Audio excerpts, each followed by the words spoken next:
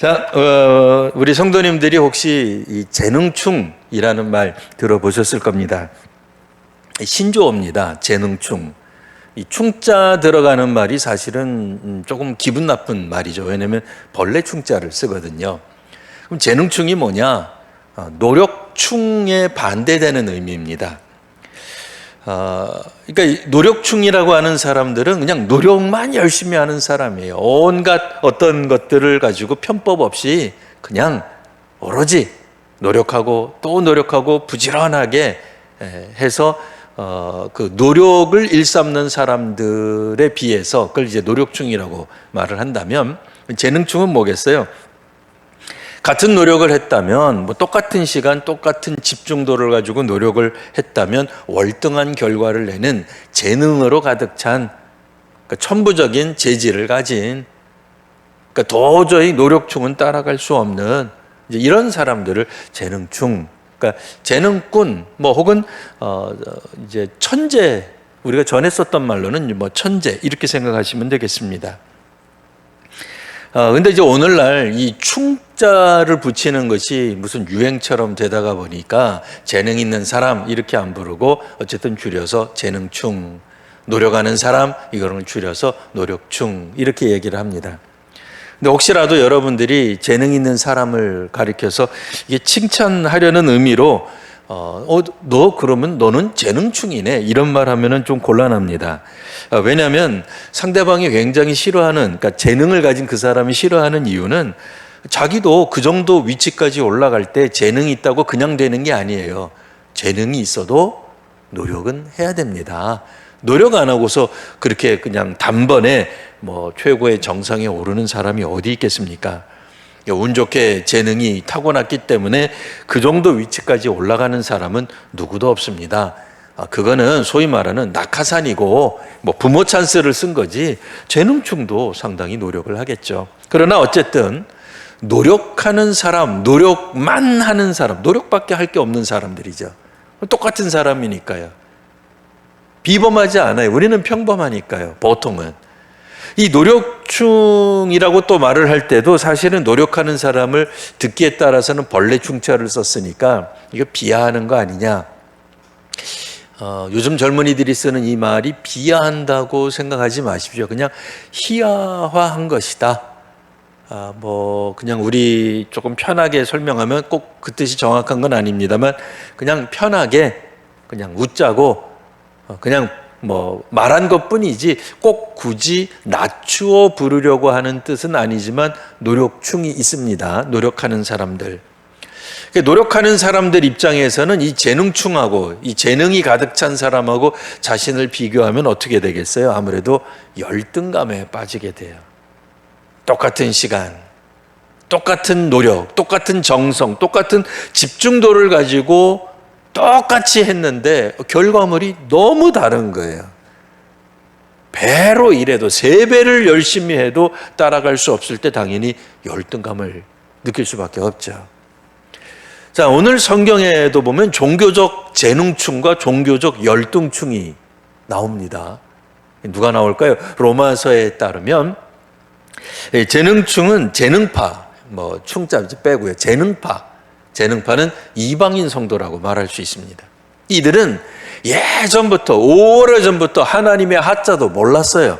구약도 몰랐고 모세도 몰랐고 홍해도 몰랐고 십계명도 몰랐고 뭐 하나님의 구름기둥 불기둥도 몰랐고 아는 게 없어요. 하나님에 대해서 안다고 하는 건 오직 가짜신, 이방신, 우상 뭐 이런 것들만, 온갖 잡신들만 알았어요. 반면에 유대인은 어때요? 유대인 스스로 자랑하듯이 옛날부터 하나님의 백성이었어. 선민이었어요. 하나님이 택했고 하나님과 언약했고 약속했고 하나님과 심지어 동행하던 백성이었어요. 이들은 소위 말하는 선민 공동체였고 율법의 백성이었어요. 그러니 종교적, 여기서 말하는 종교는 이제 기독교적이라는 의미로 그냥 이해하시면 되겠습니다. 구약이든 신약을 포함해서 하나님을 아는 법에, 하나님을 알았던 시간으로 따지자면 유대인은 월등히 앞섰어요. 조상 대대로부터 하나님을 믿어온 사람들이 오늘 한국교회에서는 5대째 믿는다. 뭐 흔치 않아요. 그래도 놀라운 거죠. 3대째 믿어도 놀라운 거예요.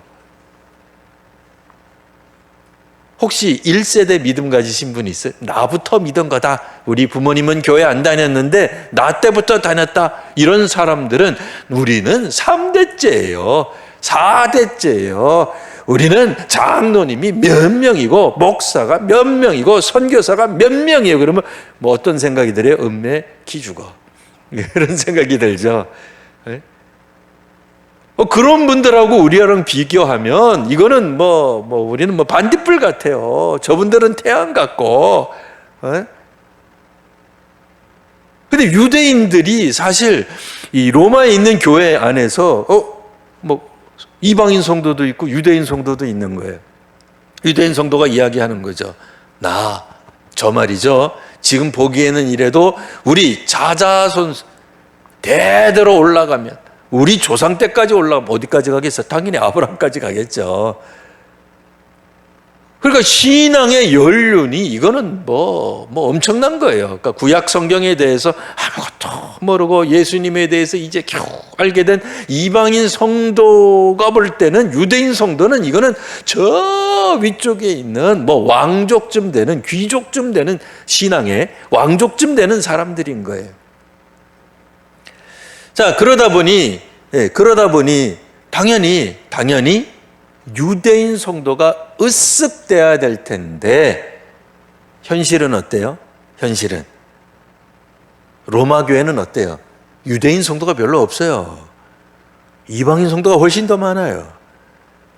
아니 유대인 성도가 좀 자랑하려면 유대인이 엄청나게 80% 90% 있고 이방인이 이제 1명, 2명 10%, 20% 이 정도 돼야 유대인 성도가 말하는 게 의미가 있잖아요. 근데 지금 로마 교회를 움직이는 사람들이 누구냐 할 것 같으면 상당수가 이방인 성도예요. 유대인으로서 예수 믿는 사람 몇 명 없어요. 그러니까 사도 바울이 로마서 앞부분에서 그걸 지적한 거예요. 유대인 성도들이 왕년에 우리 역사적으로 우리는 구약의 백성이며 율법의 백성 아니겠습니까? 여러분들이 이제부터 예수를 믿었다 손 치더라도 여러분들이 알긴 뭘 알아요. 예수님이 6월절 어린 양 됐다는 게 무슨 뜻인지 알긴 합니까? 이러고 얘기를 하려 치면 이방인 성도들이 음매 기죽어 무슨 뜻인지 잘 모르잖아요. 근데 사도 바울이 말을 한 거예요. 뭐라고? 또 실제로 숫자도 그렇고 여러분들의 조상은 어떻게 됐다는 거예요? 다 실패했습니다. 여러분들이 하나님을 저버렸기 때문에 결국엔 하나님이 여러분들을 들어 쓰시는 걸 포기하고 이방인들을 들어 쓰시는 이 지경까지 된 거 아닙니까? 이런 투로 직접적으로 노골적으로 얘기는 안 했어요. 근데 있어요. 그런 게 있습니다. 그런 의미가 있어요. 그러니까 이 이야기를 듣던 유대인 성도들이 어떻게 되겠어요? 이제 마음에 이제 상처가 생기는 거죠. 우리식으로 말하면 이제 자존심에 스크래치, 자존심에 상처가 생기는 겁니다. 아니나 다를까 유대인들이 얼마나 노력했습니까? 율법을 따르고 율법의 백성이고 율법을 준수해서 하나님이 만드신 의에 이르려고 그렇게 애를 썼는데 결과는 뭐예요? 자기들도 알아요. 꼭 사도 바울이 지적 안 해도 돼요. 자기들도 알아요. 율법으로 하나님의 의에 도달하지 못했어요. 노력을 그렇게 했는데 말이에요. 근데 반대로 이방인들은 어떻습니까? 율법의 율자도 몰랐어요. 그런데 이들은 이게 어디서 뚝 떨어진 거예요? 무슨 놈의 영적, 종교적 재능을 가졌는지 하나님의 눈에 딱 들자마자 이들은 갑자기 예수 믿어서 하나님의 백성과 동등한 위치를 갖게 된 거예요. 그러니까 유대인 성도나 이방인 성도나 동등해요. 평등해요. 여기에는 차별이 없어요. 그러니 노력충들이 어떻다고요? 재능충 보면은 비교를 하면은 상실감을 가져요.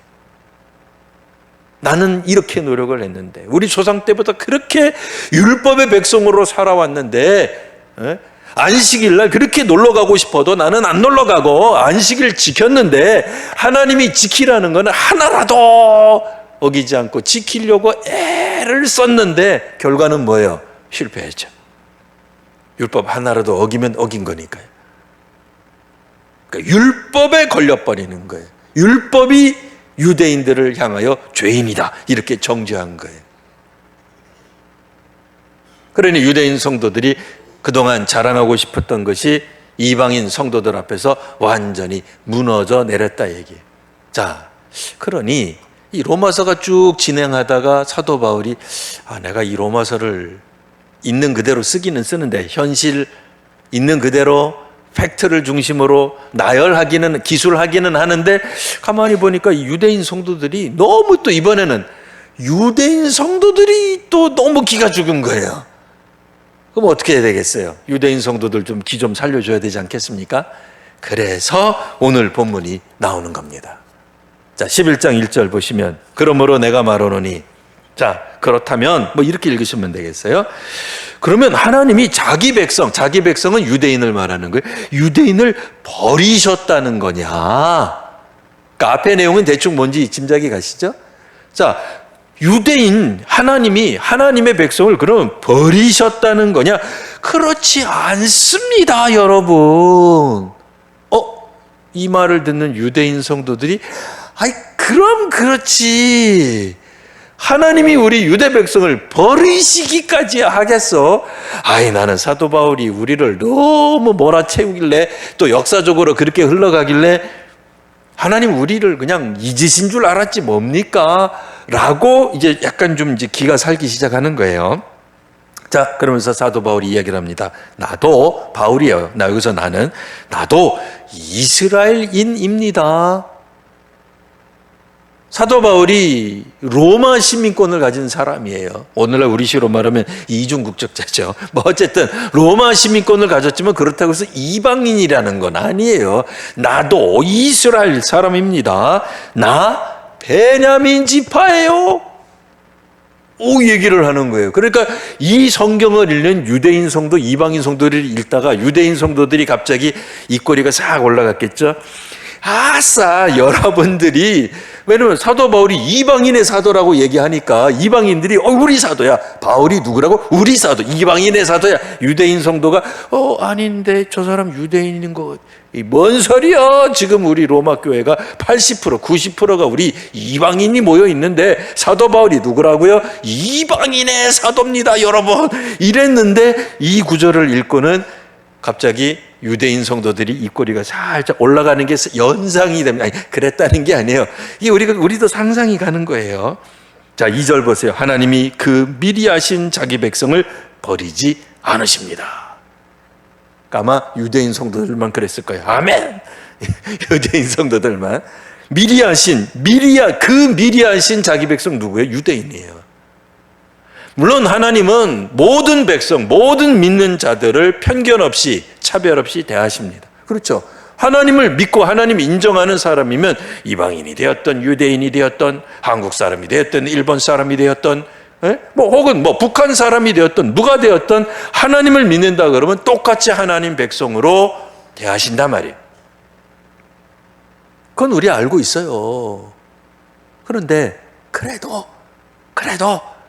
여러분, 그런 말 들으면 그냥 아멘이 되기는 해요. 그래서 우리가 유엔에 갔으면 아멘 하고 그냥 할 거예요. 그런데 그래도 우리가 그런 거 있잖아요. 한일전은 왠지 한국이 이겨야 되지 않아요? 올림픽에 나가서 그래도 한국 사람들이 메달 따야 되지 않아요? 그런 마음이 있잖아요. 그런 것처럼 유대인들도 이 말을 들으면서 역시 하나님은 우리 편이셔 라는 마음이 들었단 말이에요. 엘리야가 말을 이렇게 합니다. 엘리야가, 그러니까 구약에 있는 엘리야를 예를 든 거예요. 2절, 그가 이스라엘을 하나님께 고발을 했습니다. 여기서 말하는 이스라엘은 뭐예요? 당시의 아합 정부, 아합 정권을 말을 하는 거죠. 그래도 그 사람들 이스라엘 사람들입니다. 어디 딴 나라 사람들 아니에요. 블레셋 아닙니다. 이스라엘 사람입니다. 이스라엘 정부입니다. 뭐 어쨌든 바알을 섬겼던, 우상을 섬겼던 이 아합이라고 하는 역대급 악한 왕이 이스라엘 선지자들을 막 죽였다는 거예요. 3절, 주여 그들이 주의 선지자들을 죽였습니다. 주의 제단을 헐어버렸습니다. 그래서 완전히 초토화됐습니다. 마치 어떻다는 거예요? 지금 그러니까 이 로마서가 쓰여졌을 당시에 유대인 성도가 겨우 가물에 콩나듯이 그냥 한 명, 두 명 있듯이 유대인은 씨가 말라버렸습니다. 어찌된 일인지 유대인 교회 다 망한 것 같습니다. 우리식으로 말하면 뭐예요? 한국 교회가 옛날 같은 영화가 없습니다. 한국 교회가 점점 줄어들고 있습니다. 우리 걱정되잖아요. 그러니까 80년대, 90년대만 하더라도 전 세계 교회가 한국 교회를 막 주목했어요. 진짜 주목했어요. 왜요? 놀라운 성장률을 보였어요. 그때 한국에 있는 수많은 신학자, 목사님들이 외국에 나가, 특별히 미국에 있는 신학교에 가서 공부를 많이 했어요. 선교학도 배우고 교회 성장학을 배웠는데, 그때 한국교회 목사님들이 미국 가가지고 교회 성장학이라고 하는 선교학적인 학문 분야를 배워가지고 뭐라고 얘기를 했느냐? 미국 가보니 별거 없대. 그 사람들이 우리나라에서 배워야 돼. 에? 그건 뭐 되지도 않는 성장이 이런 한국을 보고 배워야지. 뭐 괜히 갔어. 그래도 학위가 필요하니까 갔지. 뭐 이런 식으로 우리가 뭐 어떻게 보면 뭐 좋게 말하면 담대하게, 뭐 자신감 넘치게 뭐 그렇게 말하던 시절이 있었단 말이에요. 근데 지금은 어떤 세계교회도 한국교회를 별로 주목하지 않아요. 왜요? 감소세에 들어갔거든요. 우리들 스스로도 걱정해요. 이러다가 한국교회 미래가 없는 거 아닌가? 고민한단 말이에요. 수많은 신학자들, 수많은 목회자들, 수많은 교회가 한국교회 다음 세대를 고민하는 시대가 되어버렸어요. 이미 한국교회의 뭐 70%, 많으면 70%예요. 뭐 적게 잡아도 60%가 해당되는 교회들이 교회학교가 아예 없어요. 아예 없어요. 우리 교회는 있어요. 그나마 있는 것뿐이지 우리 교회에 있다고 있는 게 아니에요. 한국교회 전체적인 평균으로 따져보면 60에서 70% 다음 세대가 아예 출석을 안 해요. 심각한 거죠. 이렇게 20년, 30년 지나면 혹시라도 한국교회 어떻게 되는 거 아닌가 걱정이 되는 거예요. 이제는 한국교회가 세계에 나가서 여러분들 우리 한국교회를 본받으시오 이런 말 못하게 되었다 그 얘기예요. 여하튼 본문으로 돌아와서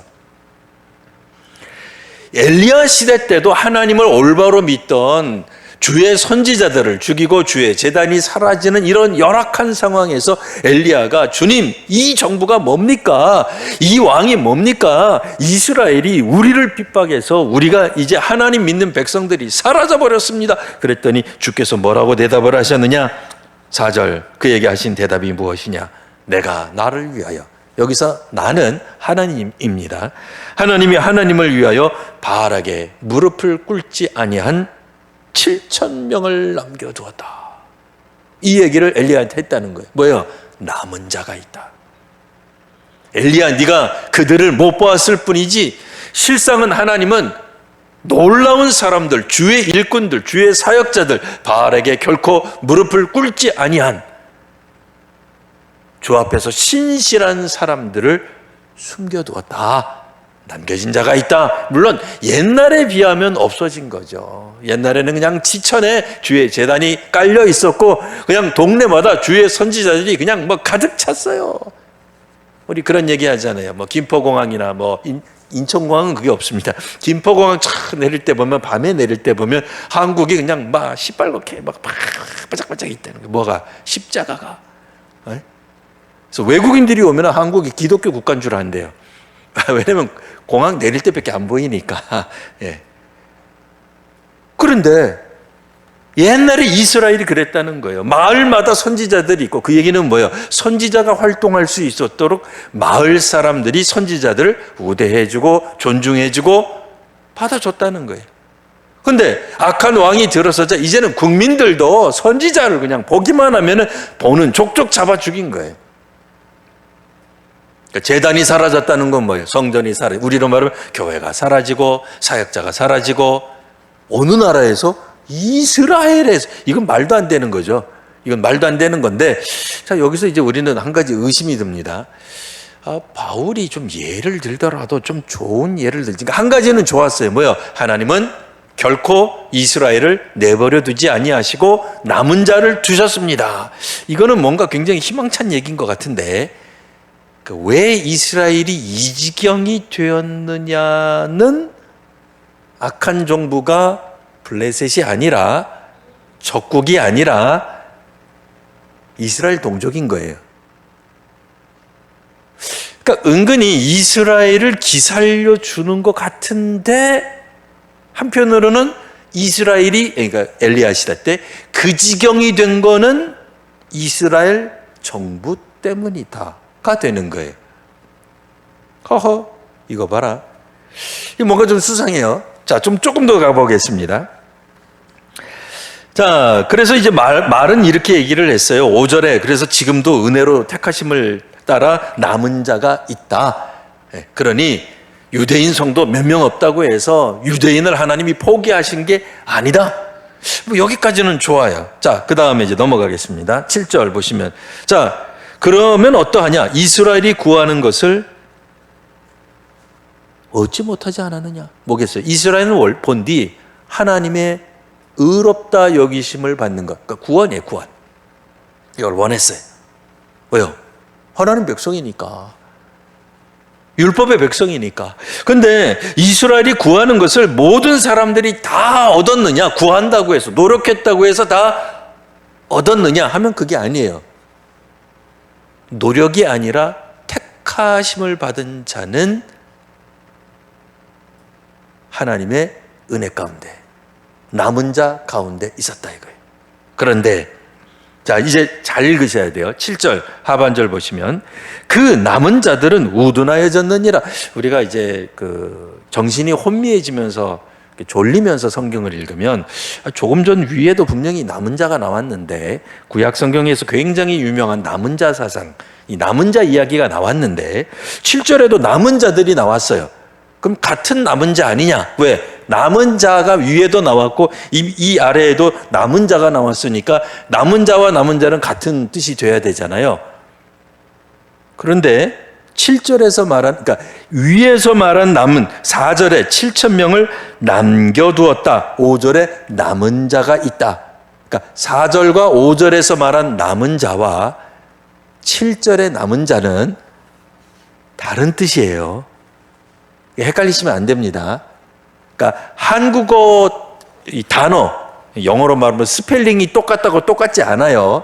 4절과 5절의 남은 자는 하나님이 택하셔서 남아있는 사람, 하나님이 쓰시는 사람, 하나님이 택하신 사람, 하나님의 선민이 따로 남아있어서 일꾼이 되는 사람이라는 뜻이고요. 7절에 나와 있는 사람은 택하심을 받지 못해서 남은 사람이에요.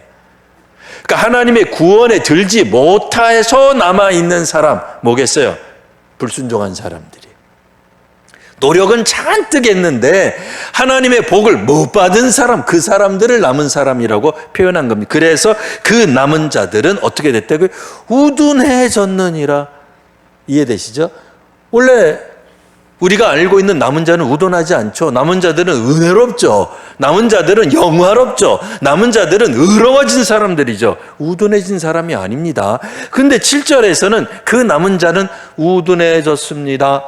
뭐예요? 택함 받지 못한 이스라엘은 우둔해진 게 아니더냐 라고 이야기를 하는 겁니다. 정리합니다. 사도 바울은 이스라엘에게 너무 기죽지 마라 얘기를 하고 있어요. 하지만 반면에 또 반대로 조금 사도 바울이 이렇게 알아줬다고 해서 너무 또 마음이, 자존심이 너무 높아져서 자만으로 빠지는 것을 방지하고 있습니다. 그래서 실상 여러분들은 하나님의 구원, 하나님의 택하심 때문에 엘리야 때도 다 멸절한 것 같고 이스라엘이 없어진 것 같고 하나님께 전적으로 순종하던 제단과 선지자들이 사라진 것처럼 보였을지라도 사실 하나님은 남은 자를 두시지 않았습니까? 하나님의 사랑은 중단되지 않았습니다. 그렇지만 여러분, 실상은 어때요? 한편 다른 관점에서 보면 그럼에도 우리 이스라엘은, 우리 유대인들은 하나님을 전적으로 신뢰하지 않았던 것 아닙니까? 그래서 하나님의 택하심 가운데 있었던 그 남은 자 같은 사람들은 구원의 백성이 되었지만 하나님을 여전히 불순종한 사람들, 하나님 그렇게 우리를 사랑하시고 또 우리에게 손을 벌리고 있는데도 하나님을 외면했던 사람들은 결국 우둔해져서, 어리석어져서 하나님을 계속 안 믿었던 것 아닙니까? 라고 다시 한번 이스라엘 자칫 교만해지지 말라고 한 번 더 반전, 한 번 더 이야기를 뒤집는 거예요. 그래서 오늘 이야기를 2번이나 뒤집었어요. 그래서 이 로마 사람들, 로마인 성도 때문에 너무 기죽는 유대인 성도들에게 길을 한번 살려주었다가 유대인 성도들이 너무 또 기고만장이지만 안 되니까 그럼에도 우리는 실패한 사람들이었답니다 라는 얘기를 해주고 있는 겁니다. 그래서 8절 설명합니다. 오늘까지 그들에게 혼미한 심령, 보지 못할 눈, 듣지 못할 귀를 주셨다 함과 같습니다. 하나님께 불순종한 사람들이 결국 혼미한 심령을 가진 사람들 아니겠습니까? 하나님이 눈앞에 역사하셔도 하나님을 보지 못합니다. 하나님이 말씀하셔도, 선지자들을 통해서 말씀하셔도 듣지 못할 귀를 가진 것과 진배 없습니다. 그것이 이루어진 것입니다. 누구에게? 이스라엘에게. 9절, 그들의 밥상이 올무와 덕과 거치는 것과 보응이 되게 하시옵고 그들의 눈은 흐려져서 보지 못하고 그들의 등은 항상 굳게 하옵소서. 원래 이 다윗이 말을 했던 것은 누구를 향한 거였냐면 이방인들을 향한 거였어요. 하나님 알지 못하고 우상만 섬기는 그들의 밥상, 그들의 잔치가 결국 그들 자신의 올무가 되게 하옵소서. 하나님 없이 풍성해지고 부유해지고 가난한 자들을 착취한 그들의 밥상이, 그들의 잔치가 결국 그들의 눈을 가리우게 하옵소서, 이런 얘기였거든요. 근데 사실 이 말은 이방인에게 하던 얘기였어요. 근데 어떻다는 거예요? 사도 바울이 다윗의 시편을 오늘 인용할 때는 그들이 원래는 이방인이에요. 원래는 이방인인데 사도 바울이 지금 재인용할 때는 유대인을 겨냥해서 이 말을 쓰고 있는 거예요. 사실은 유대인들이 들을 때 마음에서 또 상처가 될 수 있는 말이죠. 사실 우리 요즘 그런 것들이 있습니다. 우리가 남에 대해서 이렇게 막 잣대를 들이대고 막 저주를 퍼붓고, 사실 이거 저주하는 거예요. 다윗이 이방인들 족속들을 향해서 너희들의 잔치 얼마 못 간다, 너희들의 부, 너희들의 강함 그거 얼마 못 간다 하면서 이야기하는 거예요. 하나님 저들의 부요함을 얼마 못 가게 하옵소서. 그래서 그들의 눈이 흐려져서 계속 못 보게 하옵소서. 그들이 잔치만 벌이고 스스로 그냥 만족하고 있을 때 세상이 어떻게 바뀌는지, 하나님이 어떻게 역사하시는지, 그들의 적들이 힘을 일으키는지 눈이 흐려져서 못 보게 하옵소서, 뭐 이렇게 얘기한 거거든요. 결국 그들은 포로로 끌려가게 하시고 그들의 등이 굽게 하옵소서. 노예들은 항상 등이 굽어 있어야 돼요. 왜? 빳빳하게 펼 수 없잖아요. 주인 앞에서 감히. 전쟁 포로가 어디 그렇잖아요. 그러니까 항상 앞으로 굽게 하소서, 항상 망하게 하소서, 이런 저주를 막 다윗이 막 한 거예요. 물론 이제 이 시편을 또 설명하려면 한참 시간이 가니까 이제 이런 내용의 시편이에요. 사실 이 다윗이 한 말은 9절에 10절에 나와 있는 그 표현인데, 이 그들의 밥상이 이방인이 아니라 유대인이 되는 거예요. 이제 우리가 남을 향해서 막 저주하고 평가하고 막 너희들의 뭐 영적 수준이 그렇지 뭐 한 게 어떻게 된다는 게 우리 자신에게 적용된다, 적용되었다, 그 얘기예요. 유대인들이 그동안 얼마나 교만했느냐 이거예요. 선민이라는 그런 알량한 의식 때문에 이방인들을 얼마나 무시했냐 이거예요. 그런데 그러니까 이제는 막 선민 의식에 막 사로잡혀 가지고 뭐든지 유대인 중심으로 돼야 되는 거예요. 영적 질서, 영적 세계관이라고 하는 것은 그 중심에 유대인이 있고, 하나님은 유대인을 중심으로 들어쓰시고, 유대인이 항상 그 가운데 있고, 율법의 핵심이고, 율법의 해석은 유대인만이 하는 것이 가장 권위가 있다, 뭐 이렇게 생각했거든요. 유대인들이 눈이 가리워진 거예요. 그들이 영적 풍성함에 눈이 매몰된 거예요. 자신들의 밑둥이 썩어져 가는 걸 못 본 거예요. 자기네들이 얼마나 하나님 앞에서 부패한 존재인지를 못 보게 된 거예요. 얼마나 처참하고 비참한 영혼인지를 깨닫지 못하고 그들은 여전히 날마다 잔치할 수 있다고 생각한 거예요. 어쩌면 한국교회도 항상 성장할 줄 알았죠. 교만해진 거예요, 영적으로. 그러니까 주변에 있는 다른 나라들을 향하여서 항상 손가락질한 거예요. 당신들은 한국교회처럼 뭐 안 해서 그렇다고요? 새벽기도 안 해서 그래? 철야 안 해서 그래? 진지하지 않아서 그래? 성령 안 받아서 그래? 방언할 줄 몰라서 그래? 뭐 그러고 이제 막 했단 말이에요. 당신들 가운데서는 병 고치는 뭐 사역자 있어? 없잖아. 뭐 이러면서 막 조롱하고 그랬는데, 이제 시대가 바뀌었어요. 20세기가 아니에요. 지금 21세기예요. 우리가 그동안 조금 조롱하던 그런 아시아 지역에 있는 교회들, 몇만 명 모이는 교회들이 몇 개씩 있는지 몰라요. 심지어는 우리가 지금도 여전히 불쌍하다고 여기는 중국 교회, 중국 3자 교회가 보통 2만 명, 3만 명, 5만 명씩 모여요. 한 성에서. 우리가 생각하는 규모랑 틀려요. 3자 교회 그동안에는 막 공산당 교회다 뭐 이러고 우리 막 손가락질 했거든요. 그래, 뭐 공산당 교회든 뭐든 그들이 뭐 보통 뭐 몇만 명씩 모여요. 우리가 생각하는 거하고 달라요. 하나님이 지금 아프리카를 혹은 뭐 중남미 쪽에 있는 곳에 역사하셔가지고 부흥의 불길이 막 일어납니다. 우리 예전에 1907년에 막 평양에서 회개 기도하고, 혹은 7, 80년대에 한국교회 남한 쪽에서, 우리 이 대한민국 쪽에서 일어났던 그 교회 부흥의 역사가 한국교회는 사라졌지만 다른 나라들에서는 불같이 일어나고 있는 거예요. 사실 우리 한국교회도 영적 교만에서 좀 빠져야 돼. 빨리 정신 좀 깨야 돼. 젊은이들이 가서 유럽을 여행하고 돌아옵니다. 그리고 유럽 교회를 보고 뭐라고 평가하는 줄 아세요? 유럽 교회는 썩었어요. 대부분 90년대 이후에 소위 말하는 선교여행 갔다 와가지고 보고한 대부분의 선교 보고의 내용들의 상당수가 유럽교회는 뿌리째 썩었습니다. 힘이 없습니다. 미국 교회가 아니라 이제는 하나님이 그 촛대를 한국으로 옮기셨습니다. 뭐 다 그런 거였어요. 그거 듣는 우리들은 기분 좋았죠. 왜요? 우리니까. 우리가 잘 된다는데 뭐 그걸 기분 나빠할 사람이 어디 있어요? 한국교회 하나님 쓰신다는데 막 박수치고 맞습니다. 또 실제로 그렇게 보였으니까요. 혹 여전히 지금도 한국교회 안에서 여전히 부흥하는 교회들이 있습니다. 뭐 주로 대형 교회들을 중심으로 부흥이 일어나죠. 정확하게 표현하면 이걸 이제 학문적 용어로는요, 수평적 이동이라 그래요. 수평 이동 뭔지 아시겠죠? 그냥 여기 있던 게 이쪽으로 가는 게 수평 이동이에요. 뭐겠어요?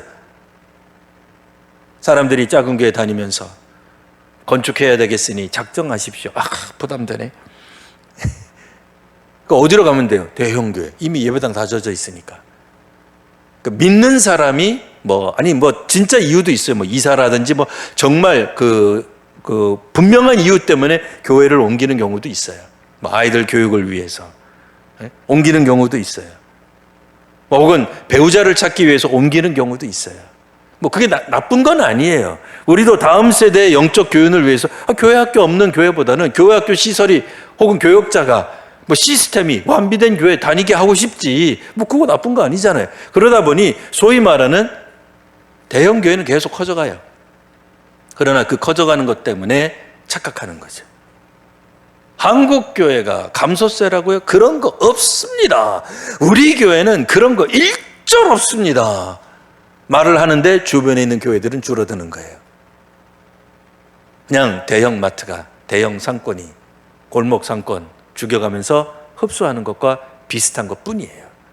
그러니까 대형교회 다니신 분들 못 느끼는 거죠. 한국교회가 위기입니다. 차세대가 사라지고 있습니다. 경건해야 합니다. 사회에서 빛과 소금으로 살아야 됩니다. 사회에서도 기독교인으로서 정의와 공의를 구현해야 됩니다라는 말이 먼 이야기처럼 들리는 거죠. 우리 교회 안에서도 뭐든지 다 할 수 있는데 놀러도 갈 수 있고 교제도 할 수 있고 세미나도 할 수 있고 공연도 할 수 있고 뭐든지 다 할 수 있는데 뭐가 큰 걱정이에요? 걱정 아무것도 없는 거예요. 그러나 한국 교회는 전체적으로 볼 때는 분명 감소세다. 위기죠. 못 보는 게 위기입니다. 영적 교만에 빠져 있으면 어떻다고요? 하나님이 그 눈을 가리우세요. 하나님께 대한 순종과 하나님께 대한 섬김보다는 우리 자신의 만족감에 차 있는 한 어쩌면 오늘 성경에 나오는 유대인 성도와 똑같은 전철을 밟는다라고 말할 수 있습니다. 어떤 교회든 실상은 하나님 앞에서 겸손해야 됩니다. 구원받는 것은 교회가 아니라 이 교회입니다. 우리 대형교회, 우리 교단이 우리나라에서 제일 큰 교단 중에 하나예요. 그건 틀림없어요. 예. 그렇다고 해서 우리 교단이 항상 옳은 길을 가는, 그렇게 말하기는 어려운 거예요. 다른 작은 교단보다 더 큰 사역을 하는 건 맞아요. 올바른 일을 하는 거 맞아요. 사회 정의를 위해서 실천하는 것도 맞아요. 맞지만 그거는 우리 교단적 차원에서 그렇다는 거고, 교단이 구원받는 거 아니잖아요. 우리 노예가 구원받습니까? 내가 구원받아야지, 내가. 네? 그러니까 작은 의미에서, 좁은 의미에서의 교회는 우리 개인이에요. 우리 자신이에요. 그러니까 우리가 이 땅 위에서 복을 받아야 돼. 우리가 하나님의 쓰임을 받아야 돼. 우리가 하나님의 선택을 받아야 되고, 우리가 남은 자가 돼야 되는 거죠. 이 남은 자는 누가 하시는 거예요? 하나님이 하시는 겁니다. 그래서 유대인에게도 사실은 이 편지를 함께 읽고 있을 이방인 성도에게도 동시에 똑같은 교훈을 주고 있는 거예요. 로마 사람들, 여러분들도 지금 좀 숫자 많다고 우쭐댈 일이 아닙니다. 여러분과 함께 신앙생활하는 유대인 성도 보세요. 그들 옛날 찬란했던 종교적 영화를 누렸던 민족 아닙니까? 근데 그들도 지금 어떻다고요? 당신들이 보기에는 조그만한 성도잖아요. 지금은 이방인 성도가 숫자가 많아서 여러분들 스스로 생각할 때는 이방인인 우리가, 그래 하나님이 마지막 때를 우리를 쓰시는 거야, 이방인 최고라고 말할지 몰라도 여러분도 똑같을 수 있습니다 라고 말하고 있는 거죠. 우리도 마찬가지. 우리도 한국교회도 마찬가지입니다. 혹 기도의 응답이 풍성하신 분들, 은사를 많이 받으신 분들, 가는 곳곳마다 부흥의 역사를 일으키는 사람들이 있다면 특별히 더 하나님 앞에서 겸손할 일입니다. 하나님께서 주시는 주권, 하나님께서 베푸시는 은혜에 감격하며 다시 한번 하나님께 영광 돌리는 우리 귀한 성도님들과 한국교회가 되시기를 바랍니다. 기도하겠습니다. 거룩하신 주님, 오늘 말씀을 통해 다시 한번 저희들 자신을 돌이켜 봅니다. 주님, 저희가 성장한 것, 저희가 예수 믿은 것, 저희가 구원받은 것, 우리 가족이 3대째, 4대째 예수 믿어온 것 모두가 다 하나님의 은혜요, 하나님의 택하심이었음을 고백합니다. 하나님, 이제는 앞으로는 저희가 저희 자신의 부르심에 저희가 택함 받은 것을 자랑하지 않게 하여 주옵소서. 이 시간 오늘 이 시대 예수를 믿는 저희가 되게 하시고 하나님께 헌신하는 저희가 되게 하여 주시옵소서. 하나님께서 먼저 택한 이들을 끝까지 붙들고 계신다는 확신을 주셨사오니 하나님 한국교회를 하나님이 붙드심을 믿습니다. 한국교회 안에서 다시 한번 역사하여 주시고 하나님께서 함께 하시는 놀라운 은혜를 체험케 하여 주옵소서. 거룩하신 우리 구주 예수님 이름으로 기도합니다. 아멘.